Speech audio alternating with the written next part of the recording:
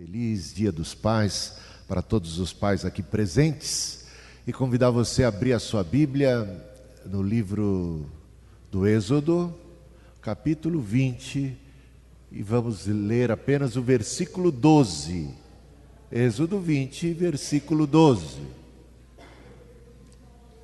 Uma mensagem ali que tem tudo a ver com o Dia dos Pais, é uma mensagem voltada aos filhos, uma mensagem de Deus. Eu vou, na meditação dessa noite, abordar primeiramente uma mensagem de Deus para os filhos em relação aos seus pais, depois uma mensagem de Deus para os pais em relação aos seus filhos, tá bom? Então, este versículo da Bíblia é um mandamento do nosso Deus a todos os filhos. O que é que diz aí? Honra teu pai e a tua mãe, para que se prolonguem os seus dias sobre a terra, na terra que o Senhor te dá.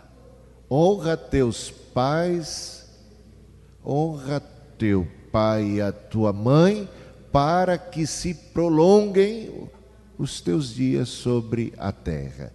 Quero convidar minha esposa, a Cristina, para declamar aqui um poema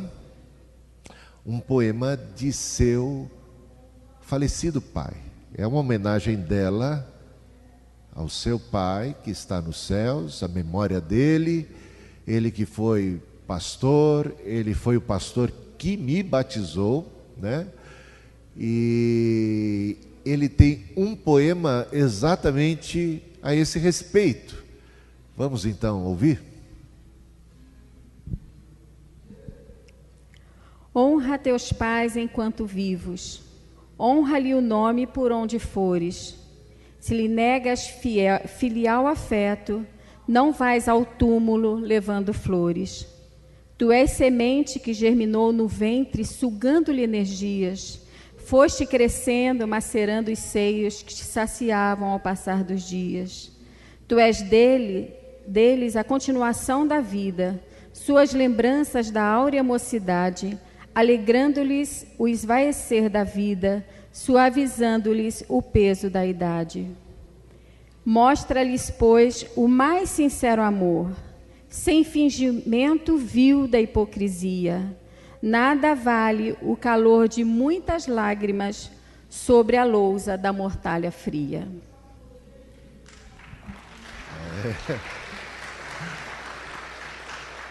Uma poesia forte.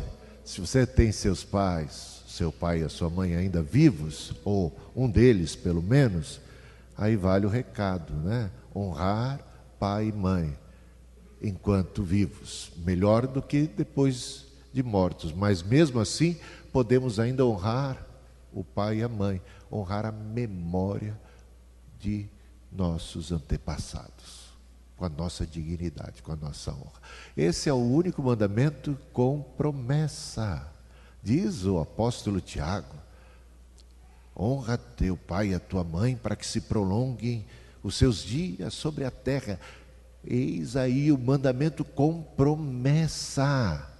E a promessa é de longevidade, a promessa é de prolongação dos dias aqui na terra. Tem gente que entende que tudo já está pré-determinado. São os deterministas, os predestinistas, que acreditam que desde sempre já está acertado, decretado quantos dias cada um de nós vai viver aqui na terra.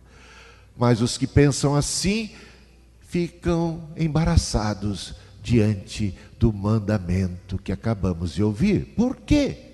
Porque esse mandamento nega tal determinismo. Como assim? O mandamento é claro: honra teu pai e a tua mãe, para que se prolonguem os seus dias. Portanto, os seus dias sobre a face da terra podem ser prolongados. Então eles não estão determinados. Ponto pacífico isso, não? Se ao obedecer tal mandamento, eu desencadeio um efeito favorável à minha própria existência aqui na Terra, em termos de prolongação dos meus dias, eu estou alterando o curso da minha existência pela obediência ao mandamento, por honrar meu pai e a minha mãe. Caso contrário, eu não tenho o benefício de tal promessa. Aliás, depois que Deus deu os mandamentos, Ele disse assim para o povo de Israel: eu tenho colocado diante de vocês duas alternativas, no mínimo: a bênção e a vida de um lado, a maldição e a morte, a condenação de outro. Se obedecerem, experimentarão a bênção. Se desobedecerem, experimentarão a maldição. De modo claro, taxativo, Deus declara que temos um futuro em aberto, caso sejamos obedientes. Experimentaremos o seguinte curso em nossa vida de bênção: no caso de desobediência, arcaremos com as consequências de nossos próprios atos, escolhas, decisões. No caso aqui, aos filhos é dito: honra teu pai e a tua mãe, para que se prolonguem os seus dias sobre a face da terra. Nunca em toda a história da humanidade se viu um período como o que estamos vivendo nos dias atuais. Não se tem notícia de uma época de tamanha rebeldia e rebelião e desobediência dos filhos para com seus pais. Não se tem notícia em toda a história da humanidade de um período assim. E o apóstolo Paulo já declarava, profetizava a respeito dos últimos dias. Dizia ele: nos últimos dias surgirão tempos difíceis, onde os filhos serão desobedientes aos seus pais. Isso como uma norma quase que geral, como algo comum. Tempos trabalhosos, tempos difíceis serão aqueles, dizia o apóstolo Paulo, dos últimos dias. Parece que estamos realmente vivendo os últimos dias, pelo menos no que tange a este sinal dos tempos. Muita rebeldia, muita desobediência. Nunca se soube em toda a história da humanidade de um período em que filhos pequenos, crianças, sejam tão respondonas. Algumas delas capazes de desafiarem seus pais e darem tapa em suas caras.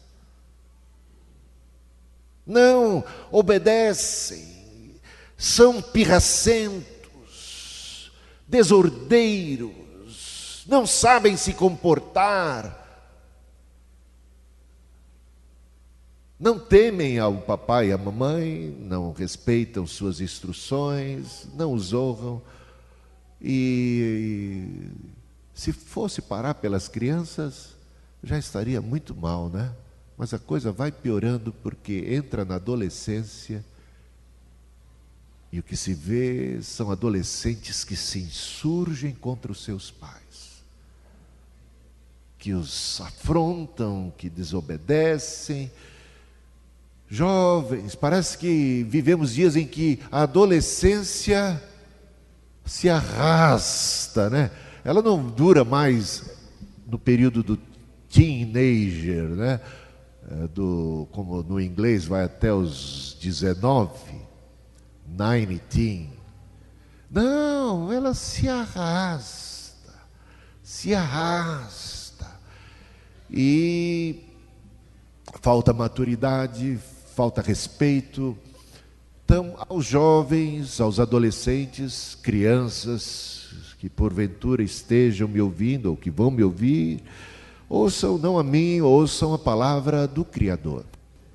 Ouçam a palavra do Criador. Se fosse opinião minha, palavra minha, bom, você podia até relevar, você podia questionar, discutir. Se você quiser questionar e discutir com a palavra de Deus, com o mandamento de Deus, aí é problema seu. Mas o que trago é uma mensagem de Deus para os filhos. Isso não pode continuar do jeito que está. Não pode. Trazemos sobre nós maldição. Os pais não podem permitir que seus filhos ajam com desrespeito, com rebeldia, com desobediência. Não podem achar que isso é normal, porque assim estão agindo todas as crianças. Não, porque ao permitirem isso, vocês trazem maldição para os seus próprios filhos. Não vai ficar bom para eles. Não vai ficar bom para eles diante de Deus, e quando crescem, não vai ficar bom para eles diante da própria sociedade que não perdoa. Você acha que a sociedade acha bonita a rebeldia, não saber se comportar, não saber se colocar? Não acha, não perdoa. Não vai parar emprego algum. Aqueles que parecem que nasceram com o rei na barriga. Tem gente que nasceu com o rei na barriga, não é não? Cheio de razão. Nunca se viu uma geração tão cheia de razão. Eu tenho direito. Eu não pedi para nascer, dizem muitas crianças, adolescentes e jovens, filhos maduros já. Eu não pedi para nascer. E tem aquele lema, não é lema, aquela frase conhecida do Zagallo: você vai ter que me engolir. Eu não pedi para nascer. Pode. Filhos ingratos. Eu não vou comer isso. Eu não quero, eu não gosto. Não. Fosse eu agir assim com meu amado pai, que aqui está presente na minha infância, não sei se estaria vivo hoje. Bom, não quero exagerar. É que eu não era besta. Mas meu pai, de maneira alguma, admitiria. Assim agiam a maioria dos pais do passado. Eu estudava numa escola de 50 coleguinhas de primeira série. Segunda, terceira, quarta. 50 era a classe, 50. E não se ouvia um pio. Como? Cadê os imperativos da minha geração? Cadê os rebeldes? E alguns deles eram da pá virada lá fora, lá na rua. Malandros, que já iam para o mundo do crime. Sim, lá fora, dentro da sala de aula, um respeito ao professor, à autoridade. Quem sabe do que eu estou falando, digam amém bem alto. Só os da antiga, não é? Agora você ouviu um coro do passado agora ressoar. Não, somos ainda do presente, mas somos fruto desse passado. Gente, a professora olhava. Gente, a minha orelhinha já foi levantada, suspendida por uma professora que eu sempre amei e respeitei. E se eu fosse besta de reclamar com a minha mãe, eu ia apanhar dela também. E se ela contasse para o meu pai, ia apanhar do meu pai à noite. Hoje, se uma criança falar alguma coisa a respeito do professor, os pais bananas dessa geração vão se colocar do lado do filhinho filhinho e da filhinha, inocente, à mercê de uma professora marginal, e é capaz de abrir até um processo, fazer uma campanha para expulsar. Gente, eu não estou querendo defender o rigor do passado, só acho que ao nos levantarmos como futura geração contra os usos e abusos do passado, a gente afrouxou demais, Aí vem alguns educadores, e Samitiba e tantos outros, quem ama, educa, entenda-se, bota na linha. Que se ter disciplina. Não estou dizendo que é necessário bater. Eu acho que bater seria desnecessário se soubéssemos desde pequeno conquistar o respeito de nossos filhos. Bom, peguei pesado já com a garotada de agora, né? Peguei pesado. Mas honra teu pai. E honrar é obedecer. E às vezes você fala, mas você não sabe o pai que eu tenho. Meu pai não é um bom pai. E pode ser o caso? Pode. E esse mandamento se aplica aos filhos que não têm bons pais? Se aplica igualmente. Ou Deus tinha a ilusão de que falava uma geração onde os pais eram perfeitos? Não. Mas é uma questão de autoridade, de respeito à paternidade em si, mesmo quando a pessoa do pai ou da mãe não agem de maneira adequada. Não estou dizendo que a gente tem que se sujeitar aos mandos e desmandos, mas há que se respeitar. Se o seu pai for bêbado, você deve respeito a ele? Mesmo assim deve respeito a ele. Você sabe que ele está errado. Você sabe até que desnorteado ele faz muita coisa que não devia fazer, que ele acaba trazendo às vezes desgraça para dentro de casa. Mas você lembra, ainda é meu pai. E às vezes você vai buscar ele lá no bar caído, e você vai carregá-lo para casa.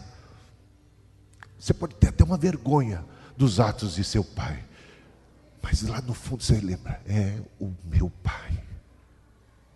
Está entendendo o que eu estou dizendo? Tem policiais que agem de maneira indevida, são corruptos. Quando você estiver diante de um policial corrupto,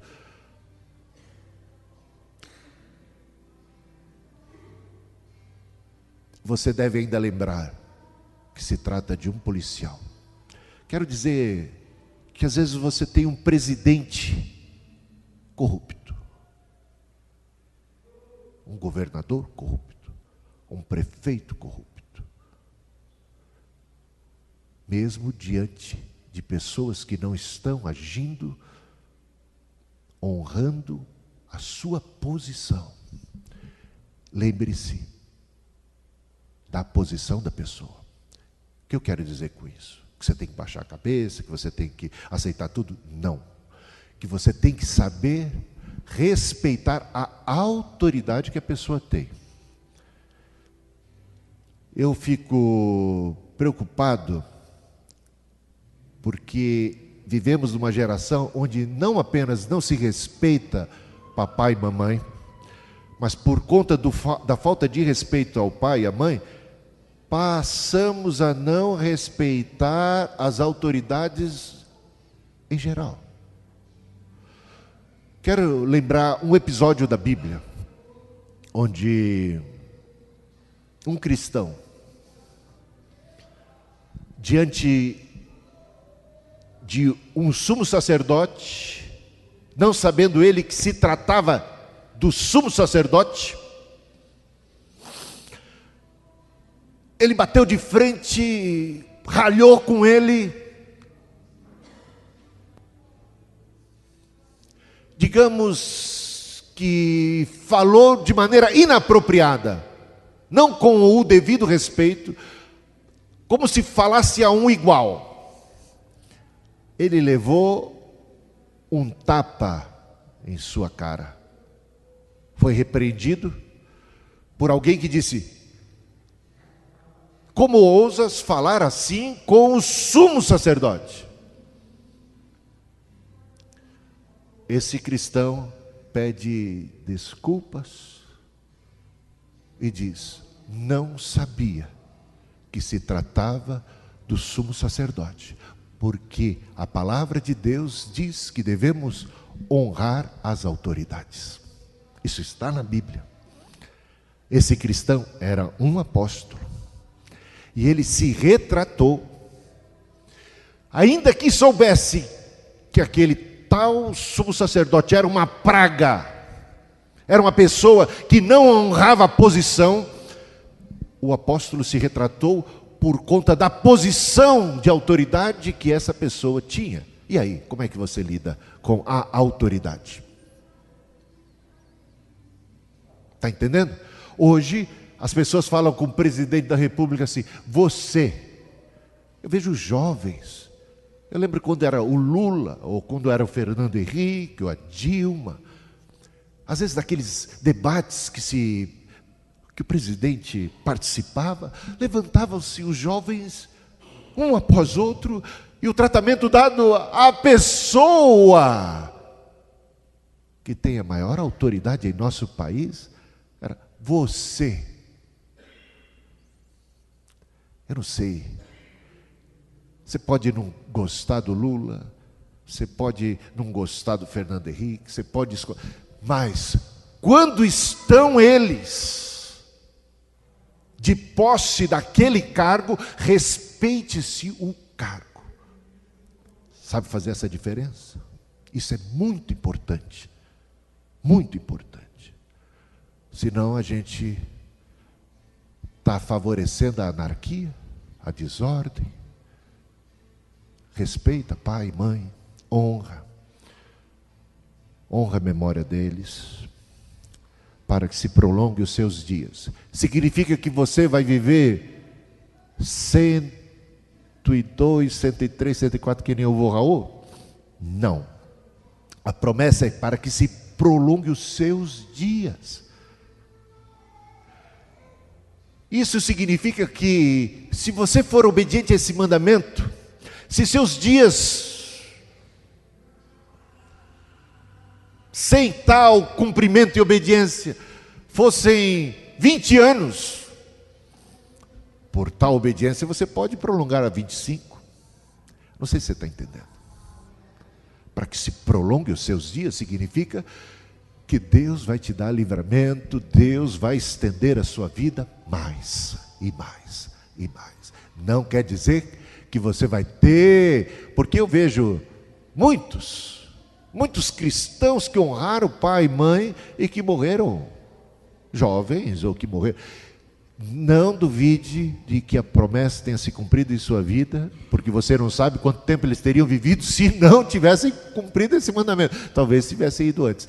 E é essa ideia que eu quero passar para vocês, para a gente ter uma ideia mais clara, para que se prolongue os dias sobre a face da terra. Honra o pai e a mãe. Quem quer dizer amém para esse mandamento de nosso Senhor Jesus Cristo?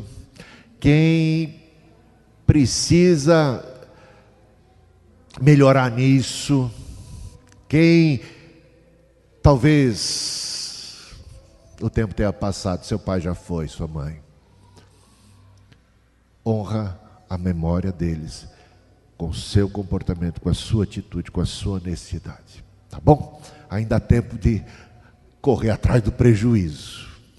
Vamos falar um pouquinho dos pais? Agora para os pais.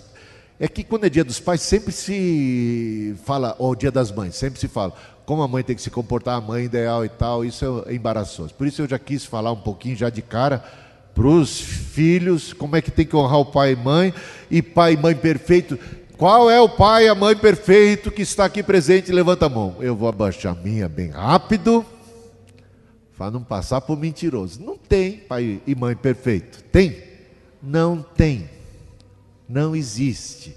Todos os pais pisam na bola vez por outra. A gente erra, sendo às vezes até bom demais. Bom demais também não é tão bom assim, porque acaba não sendo justo, muito complacente, muito... Ou erra sendo duro demais, ou erra sendo duro quando devia ser bom, ou sendo bom quando devia ser duro. Ou seja, a gente às vezes atropela o processo. À medida da disciplina, do tratamento, é muito, ou não damos o tempo devido, ou é tanto problema. Eu acredito que ser pai é um privilégio, é claro, uma honra. Que privilégio, que honra, que poder temos em nossas mãos, os pequeninos sob os nossos cuidados. Que poder Deus tem nos dado. Isso é tremendo, um privilégio e ao mesmo tempo uma responsabilidade tamanha. Que desafio! E eu acredito que ser pai, ser mãe é o maior desafio da vida de qualquer ser humano. Mais do que ganhar numa Olimpíada, mais do que ganhar uma Copa do Mundo, mais do que ser bem-sucedido. A gente vai ver, mesmo nas páginas da Bíblia, diversos personagens, verdadeiros heróis bíblicos, heróis nacionais, que se saíram bem, mas para lá de bem, em termos de sucesso, de conquista, de realizações humanas, mas que foram falhos, mal sucedidos, como pais. Dá a ideia até de que é mais fácil chegar a ser rei, é mais fácil, como rei, chegar a ter vitória, conquistar territórios, vencer inúmeras guerras, como foi o caso de Davi. Davi, ainda jovem, mostrou seu heroísmo enfrentando o leão e vencendo o leão, enfrentando o urso, vencendo o urso. Depois, ainda jovem, enfrentou o gigante Golias, venceu Golias. Depois enfrentou toda a perseguição de Saul e venceu. Depois enfrentou todos os desafios como rei, inúmeras guerras, e ele unificou o país, unificou uma nação dividida, complicada, as tribos em conflito. Ele unificou, expandiu o território e foi uma época áurea. Ele é um herói bíblico, um herói do povo judeu. Ele venceu, ele é quase que idolatrado, o que é pecado idolatrar o ser humano, mas que herói! Grande Davi, poderoso em realizações, em feitos, em proezas, mas um fracasso como pai. Como sabemos disso? É só ver tudo que se passou entre seus filhos. O caso mais drástico, seu filho Absalão. Talvez você já tenha tido problemas com seus filhos, né? Mas pense, seu filho já tentou te matar? Espero que não. Mas no caso de Davi, Absalão tentou matar o próprio pai. Onde foi que Davi errou como pai? Eu não estou querendo colocar toda a culpa no pai, porque Davi teve outros filhos e outros filhos não agiram igualmente. Concorda comigo? Essas coisas são muito mais complexas. Muito mais complexas. Não é simples assim. E é mais fácil a gente falar, Davi, toda a culpa sobre Davi. Ele tem a sua parcela de culpa e é essa que nós vamos analisar. Mas existem, Cristina me contava hoje mesmo, caso de 2 filhos que foram perguntados. Como que era mesmo, Cristina? Perguntou-se para os 2 irmãos, para um, por que que você bebe? E a resposta dele foi taxativa: bebo porque o meu pai bebia. Perguntou para o irmão dele: e você, por que você não bebe? E a resposta dele, igualmente taxativa: eu não bebo porque o meu pai bebia. O mesmo pai, filhos que agiram diferentes. Quem conhece história semelhante? Um bebe e diz: bebo, mau exemplo do meu pai, me levou a beber. O outro: não bebo porque o mau exemplo do meu pai me fez ver que beber é uma droga. Não quero isso para a minha vida. O que eu quero dizer com isso, com um preâmbulo para isso que a gente vai dizer, é que não podemos simplesmente responsabilizar os pais pelas nossas ações. Não é fator determinante o destino de nossa vida as ações de nossos antepassados. Não estou dizendo que elas não tenham influência. Não estou dizendo que aquele que responsabiliza o pai e o mau exemplo do pai pelo seu mau comportamento não tenha alguma razão, algum fundamento. Mas ele não pode atribuir ao pai a culpa total. O pai tem a sua parcela. Foi um mau exemplo, um mau pai, o pai ausente. Mas o filho agiu igualmente e não precisava ter agido assim, mesmo diante de um quadro como esse. Seu irmão agiu diferente.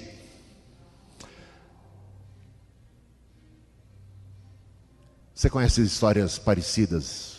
Não só com bebida, mas pai, mãe, que agiram mal, mas de repente metade foi para um lado e a outra para outro lado. Todos os bandidos têm filhos bandidos? Não, sabemos que não.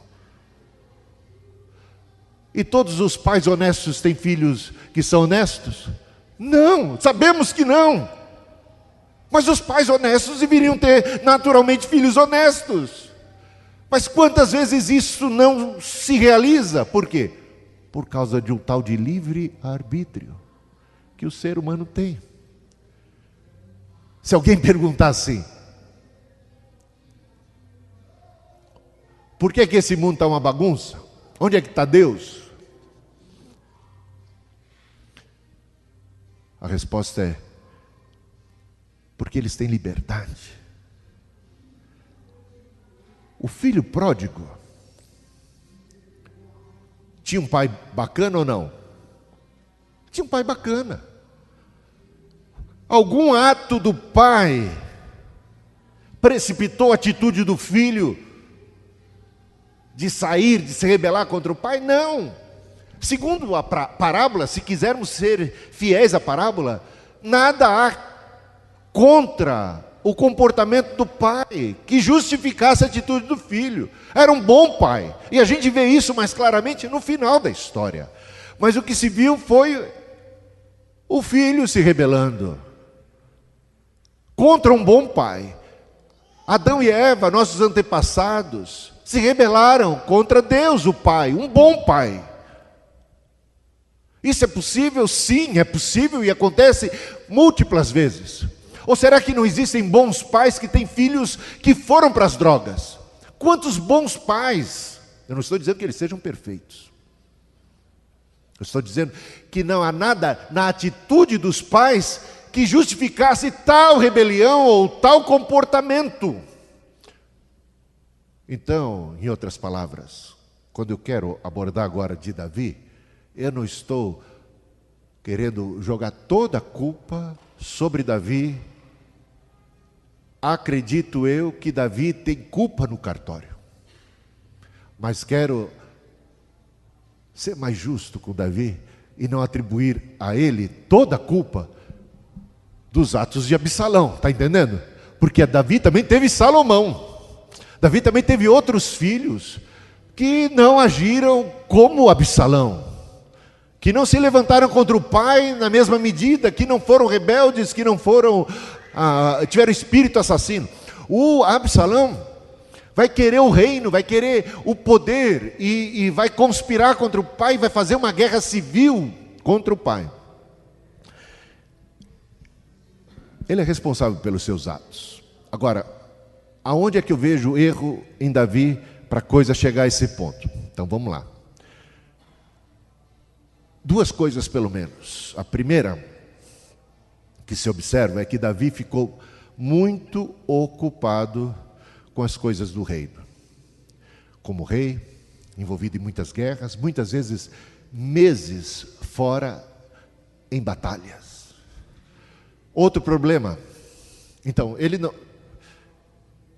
não tinha muito tempo com seus filhos. Não tinha muito tempo. A falta de tempo com os filhos traz consequências drásticas. A gente vai ver Samuel, que é um homem mais justo, mais santo que Samuel da Bíblia, o profeta. Ele teve filhos. Em determinado momento, há uma referência de en passant que nos informa que Samuel tinha filhos rebeldes. Posso entender que Samuel, tão ocupado como juiz, como profeta, tão envolvido em coisas do reino, como conselheiro de reis e tudo mais, acabou sendo negligente como pai. Não teve tempo com seus filhos. Isso traz consequências graves.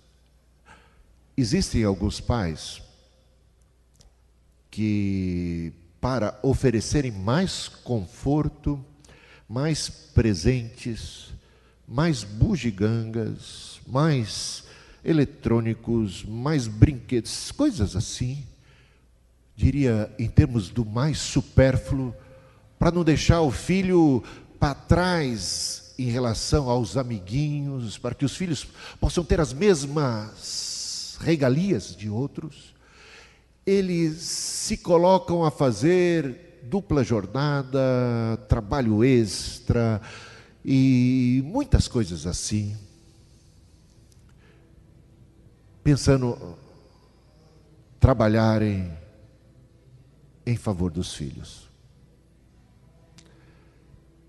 Mal sabem eles que o que é mais precioso para os filhos é a presença deles.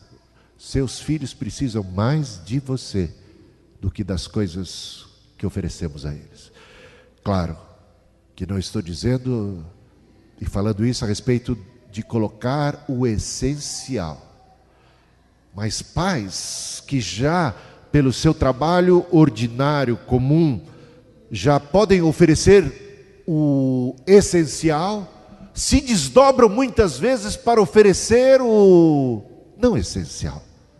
Entendendo assim, prestarem um grande serviço aos filhos, para que os filhos não se sintam diminuídos diante dos amiguinhos que têm a última versão do PlayStation, né, ou mais não sei o que. A maior diversão para os seus filhos não é um videogame, é você, pai. E aí? Já entendeu isso? Você brinca com seus filhos, você tem tempo com eles, você conversa com eles.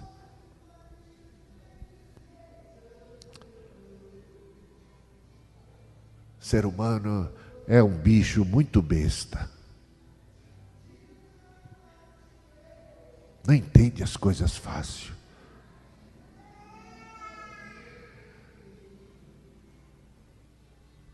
Nós somos a dádiva mais preciosa de nossos filhos. Não prive o seu filho de você mesmo. Não faça isso. O outro erro de Davi, gravíssimo, foi ter várias mulheres. E os reis daquela época se davam a esse luxo. Coisa que o cristianismo vai banir. Coisa que Deus, desde o princípio, já havia anunciado: deixará o homem, o seu pai, a sua mãe, unir-se-á à sua esposa, e serão ambos, os dois, uma só carne. A monogamia sempre foi o projeto de Deus. Aí Davi teve várias mulheres, e com cada uma delas teve filhos. Isso, gente, isso é uma encrenca. A gente já tem problema quando papai e mamãe, monogamia, tem 2, 3, 4, 5 filhos. Por quê? Porque há ciúmes entre eles, há inveja, há disputa. E a gente tem que mostrar que somos justos, que somos honestos, que amamos a todos igualmente. E eles acham que não, por causa disso, por causa daquilo outro, e aquela disputa, e aquela coisa toda. E agora, quando se trata de uma família mais complicada, mais complexa, que tem mais mulheres e mais filhos, e aquela coisa toda, para piorar a situação, Davi gostava mais de uma mulher do que das outras. E ao filho desta, ele dava mais privilégio do que ao das demais. No caso, Salomão. Salomão não era para ser o legítimo, natural herdeiro do trono. Ele não era o mais velho. Mas por conta da afeição de Davi por Betsabá, a Salomão já é dado uma certa prerrogativa que ele não tinha por direito natural de nascer. Perceba a encrenca. Você vai notar isso em outros episódios da Bíblia. Esse negócio de favoritismo, que vai trazer muita encrenca. A Bíblia diz, não, aos pais, né? Não provoqueis a ira os vossos filhos. Não diz isso? Como é que os pais podem provocar a ira aos filhos? Com favoritismo, agindo com injustiça. A gente vê no caso de Isaac, que teve 2 filhos. Mas o Isaac tinha uma certa predileção e deixou claro a Esaú, o mais velho. Enquanto isso, a sua mãe, a mãe de Esaú, a esposa de Isaac, a Rebeca, tinha predileção por Jacó, e ali uma guerra e uma disputa, eram só 2, e foi uma confusão daquelas, ódio, separação, desejo de morte, de vingança, e você conhece a história. Jacó futuramente vai ter 12 filhos, só homens, sem contar as mulheres que ele teve. Filhas. O Jacó não aprendeu a lição com seu pai, não percebeu o erro, e ele comete o mesmo erro, favoritismo. Vai favorecer eles, os filhos de sua amada Raquel. E a consequência? Provocou a ira dos filhos. Os filhos irados se voltam contra José, tramam a sua morte. Colocam no fundo do poço, vendem como escravo, mentem para o pai. Quanta desgrama, quanta mazela. E isso na família do povo de Deus. Portanto, sermos parte do povo de Deus não nos garante blindagem contra o pecado. Termos o privilégio de nascermos na família da fé, termos Deus como nosso Deus e os seus mandamentos, não nos garante felicidade, paz e tantas outras coisas mais. Obediência quero e não sacrifício. Esse povo me honra com os lábios, mas o seu coração está longe de mim. Se queremos constituir uma família abençoada, a obediência dos filhos para com os pais se faz necessária. Também se faz necessária a atitude adequada dos pais para com os filhos, não provocando eles a ira, agindo com justiça, com bondade, com equidade, com moderação, tendo domínio próprio.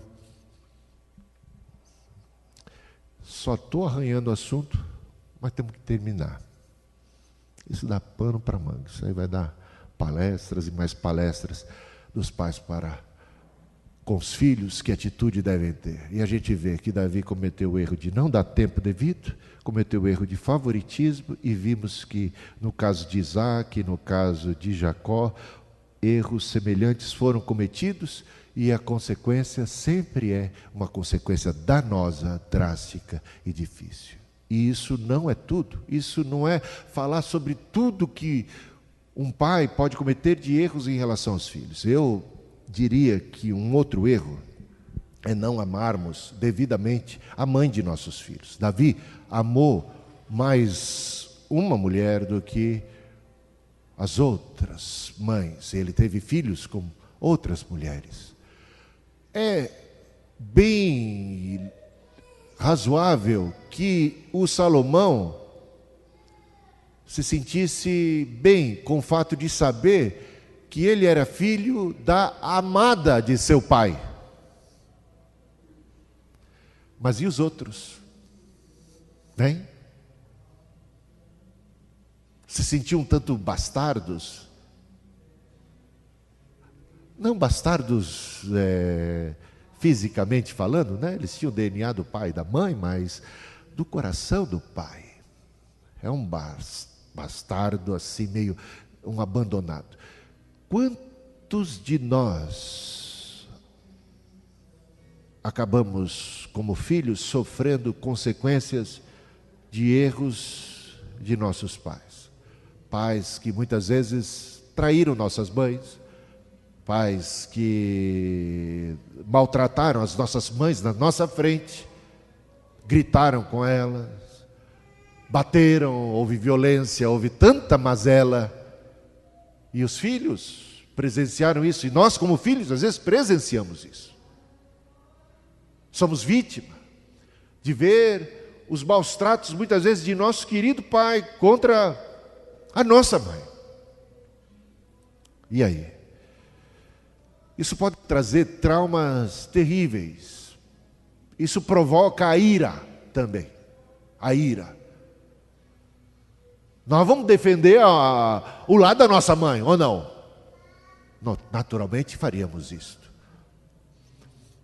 E vamos ficar com revolta em relação ao nosso pai que está traindo, ou ignorando, ou batendo, ou sendo rude, ou sendo grotesco com nossa mãe.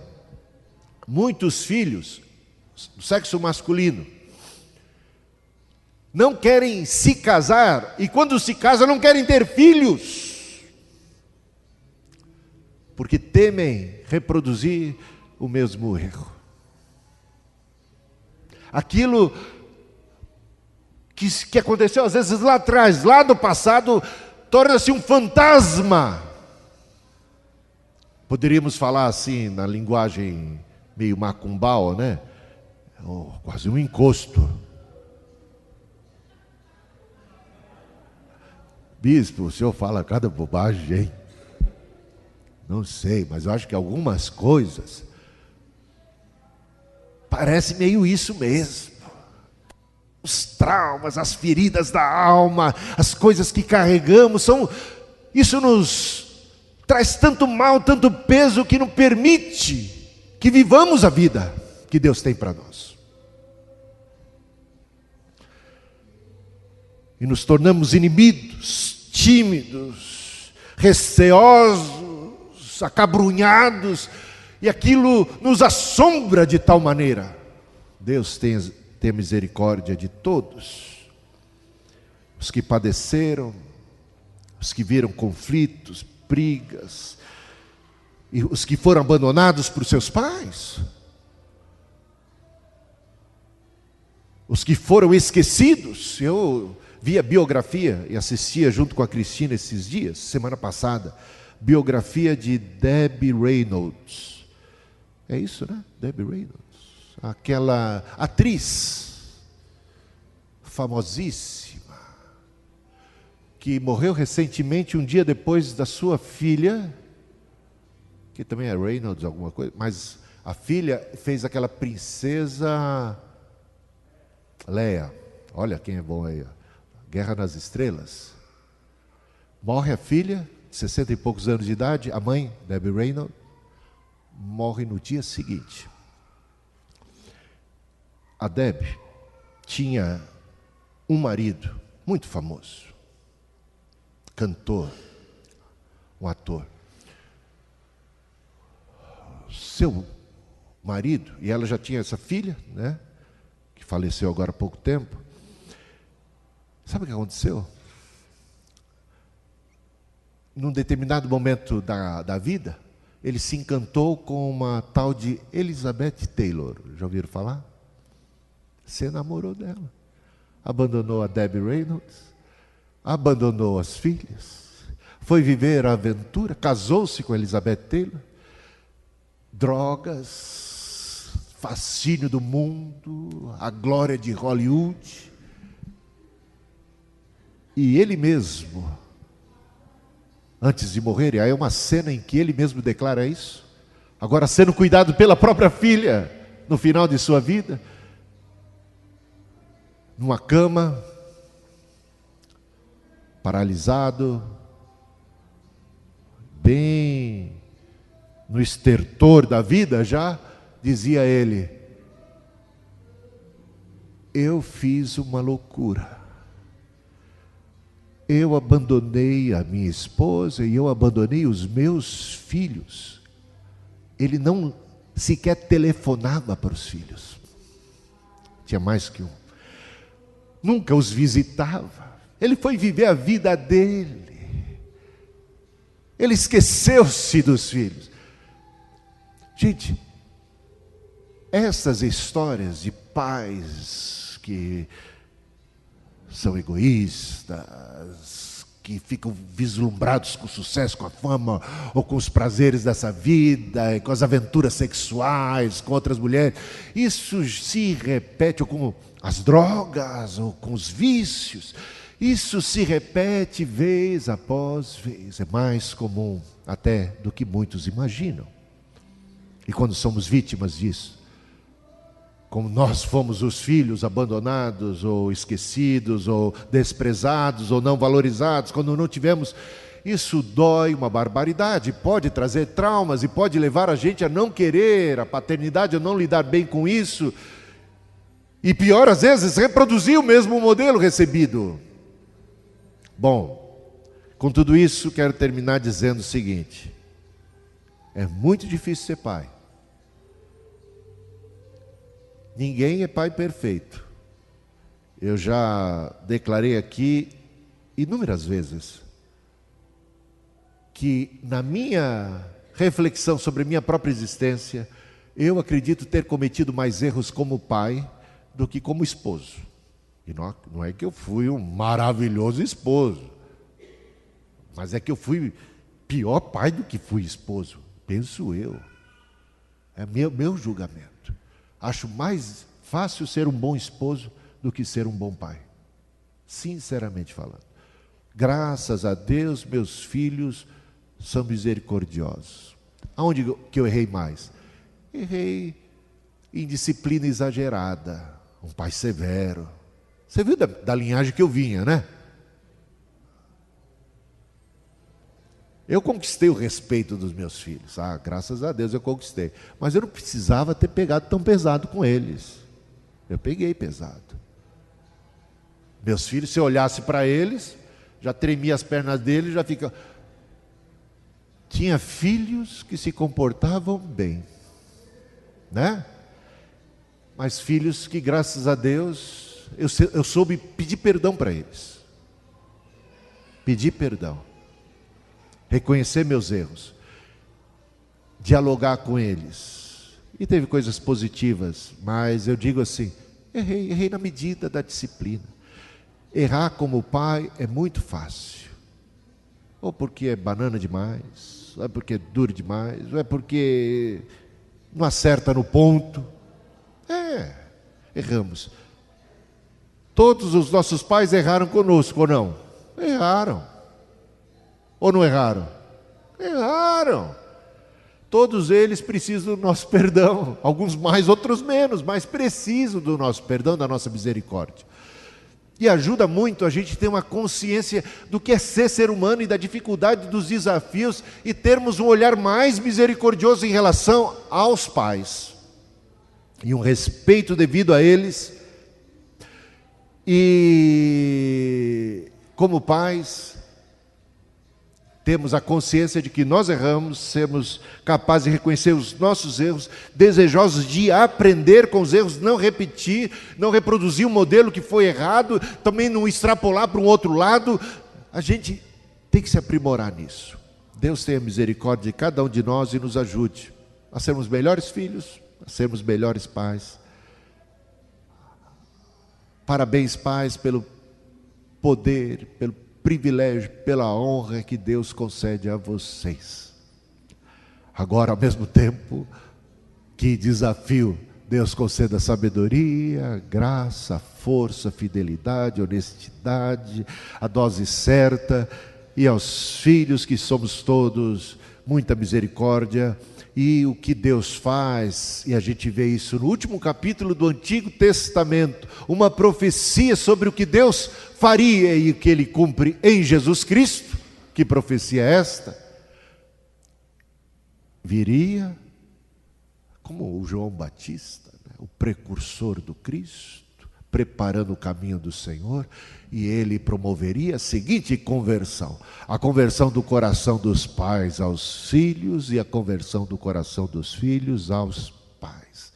Se vivemos um momento em que essa conversão precisa acontecer, e ela pode e deve acontecer pelo poder do Espírito Santo, pelo poder do Evangelho, pelo poder do Cristo, pelo exemplo de nosso Pai Celestial, é a conversão do coração dos pais aos filhos e dos filhos aos pais. Amém? Isso é possível? É possível pelo poder do Espírito Santo de nosso Deus. Coloquemos-nos em pé e oremos ao Senhor.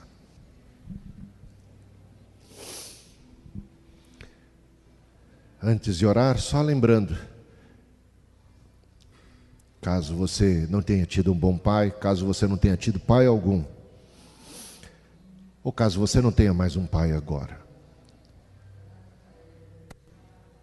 todos nós temos um pai no céu. E esse é bem melhor do que eu como pai, hein? Bem melhor do que você como pai, bem melhor do que qualquer pai. Ele é o nosso exemplo, a nossa motivação, ele é maravilhoso e é misericordioso. Te louvamos, Pai Celeste, nesse dia em que celebramos o Dia dos Pais.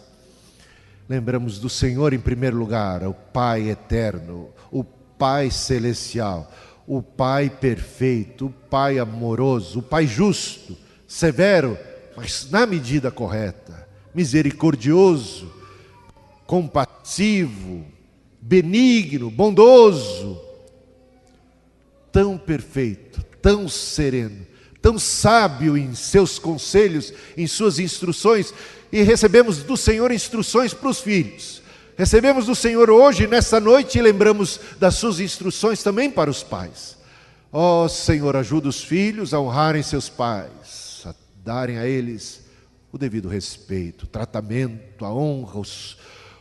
Ó Senhor, a servirmos de motivo de orgulho para os nossos pais. E como Pai, Senhor, pedimos a graça para nos comportarmos e agirmos de maneira a não provocar a ira os nossos filhos, a darmos tempo aos nossos filhos, a não agirmos, ó Deus, de maneira injusta, a sermos leais a eles, assumimos a nossa responsabilidade de pais. Abençoa-nos como família da fé, abençoa-nos, Senhor, diante de tudo que ouvimos, dos teus sábios conselhos, a graça de sermos obedientes, porque a bênção, a felicidade não está em saber todas essas coisas, mas em praticá-las. Abençoa-nos, ó Deus, e guarda-nos e livra-nos de todos os males.